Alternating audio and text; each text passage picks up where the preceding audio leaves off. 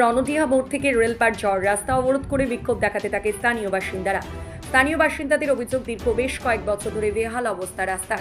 নিত্যদিন নরক যন্ত্রণার শিকার হতে হচ্ছে স্থানীয় বাসিন্দাদের বারবার শুধু আশ্বাস দেওয়া হয় তাড়াতাড়ি রাস্তা মেরামতের কাজ শুরু হবে, কিন্তু আজও যে সেই রাস্তা মেরামত হয়নি।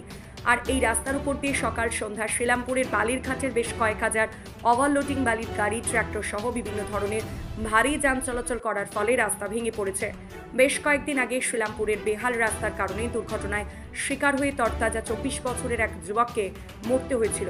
সেই রকমই কি বড় কোনো দুর্ঘটনা ঘটার পর হুঁশ ফিরবে প্রশাসনের? প্রশ্নটা তুলেছেন সাধারণ মানুষ। এদিন বিক্ষোভ প্রায় ঘণ্টাখানেক ধরে চলে। অবশেষে কাঁকসা থানার পুলিশের আশ্বাসে অবরোধ উঠিয়ে নেয় এবং এদিন স্থানীয়রা হুঁশিয়ারি দিয়েছেন, পুজোর আগের যদি নতুন রাস্তা না হয় তাহলে আগামী দিনে সাধারণ মানুষ বৃহত্তর আন্দোলনে যাবে। অন্যদিকে কাঁকসা পঞ্চায়েত সমিতির সভাপতি ভবানী ভট্টাচার্য বলেন, ওই রাস্তার ওপর রেলের বেশ কিছুটা অংশ ঢুকে আছে, যার ফলে জমি জটের কারণে রাস্তার কাজ বন্ধ এবং রেলের তরফ থেকে জানানো হয়েছে একটি ফ্লাইওভার হবে, তারপর রাজ্য সরকারের পক্ষ থেকে বাকি রাস্তার কাজ চালু হবে। কিন্তু সেই রাস্তার কাজ কবে হবে সে নিয়ে কিন্তু সঠিক উত্তর দিতে পারেনি সভাপতি। আদৌ কি পুজোর মধ্যেই কাজ চালু হবে নাকি সাধারণ মানুষের প্রাণহানি ঘটবে, তার পরের টনক নড়বে কেন্দ্রীয় সরকারের রেল দপ্তর অথবা রাজ্য সরকারের পূর্ত দপ্তর, সেটাই এখন লাখ টাকার প্রশ্ন হবে নতুন রাস্তার কাজ শুরু হয়। এসআরডি ওটা দেখেও ছিল, ওখানে কিছু আইনি সমস্যা, যেমন রেলের কিছু জলটা যে ফেলবো আমরা যে জায়গাটায়, যে ড্রেনেজ সিস্টেমটা আমাদের আয়ত্তের মধ্যে রেলের আছে এবং ওখানে যে জায়গা পর্যন্ত রাস্তাটা করবো তার রেলের কিছুটা জমি অ্যাকোয়ার আছে, যেটা রেলের কাছে পারমিশন নিতে হবে। রেল কোনোভাবেই পারমিশন দিতে চাইছে না। তো খুব সম্ভবত রেল ওখানেও একটা ওভারব্রিজ করবে।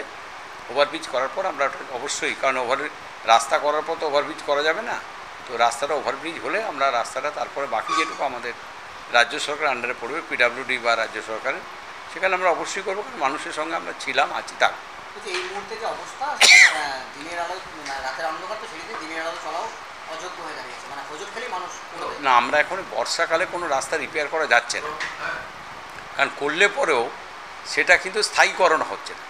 ওই জন্য আমরা বর্ষার পরে অনেক রাস্তাই বেহাল হয়েছে, আমরা সেই রাস্তাগুলো বেহাল রাস্তা আবার নতুন করে সঠিক করব।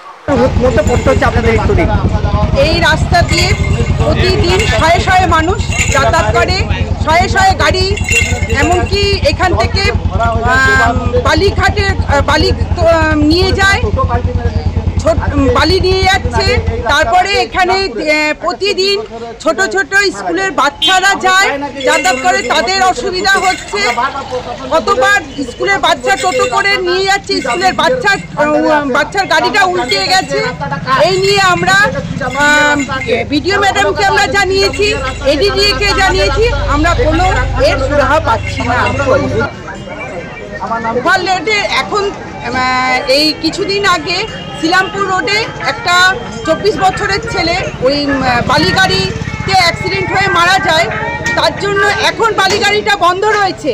হ্যাঁ, কিন্তু আমরা চাই যে এই বালিগাড়িটা যাতে পুরোটাই বন্ধ হোক, নাহলে এখান থেকে। আমার নাম দীপা মণ্ডল। আমাদের এখানকার রাস্তা দীর্ঘদিন খারাপ হয়ে আছে, আমরা তার জন্য বলেছিলাম প্রশাসনকে যে ওই রাস্তাটা আমাদের ড্রেন সহ রাস্তা করে দিতে, কিন্তু বিডিও ম্যাডাম বলছে কি আমাদের এই রাস্তাটা পিডাব্লিউডি এর আন্ডারে আসে না, ওই জন্য আমরা রাস্তা বানাতে পারবো না।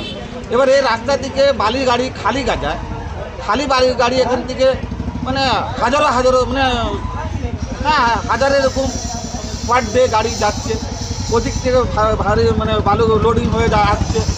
আমাদের বলা মানে হচ্ছে যেহেতু এখান থেকে যখন যাচ্ছে আমাদের সব দোকানদারদের খুব অসুবিধা হয়ে যাচ্ছে। যখনই রেল গেট পড়ে যাচ্ছে 100 গাড়ি এখানে লাইনে লেগে যাচ্ছে, যখন গাড়ি লেগে যাচ্ছে তখন এবার স্কুলে বাচ্চা যেতে পারছে না, ছোট বাইক সাইকেল এগুলো বেড়াতে পারছে না।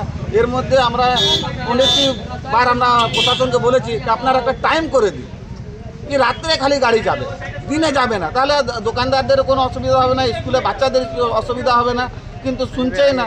ওরা নিজের মন থেকে সব টাকা পয়সা সব তো নিচ্ছে, নিয়ে সব ওই চুপচাপ বসে আছে। কিন্তু আজকে আমরা বাধ্য হয়ে ব্লক করেছি, নিয়ে এখন প্রশাসন এসে বলেছে পুলিশকে, না আমরা দেখছি, আমাদেরকে কথা দিয়েছে কিছুদিনের মধ্যে রাস্তা মেরামত করবে। এখন যা অবস্থা দাঁড়িয়ে আছে কি যদি জল হয়ে যায় তখন আবার এটা রাস্তা থাকবে না, এটা একটা ওই কী বলে নদী রকম হয়ে যাবে। তার মধ্যে এবার সব ডুবে ডুবে আমরা পড়বো। দীর্ঘ কত বছর ধরে এই অবস্থা আছে? এটা দীর্ঘ 2 বছর 2 বছর 2 বছর 2.5 বছর থেকে। আমার নাম পিন্টু সিং।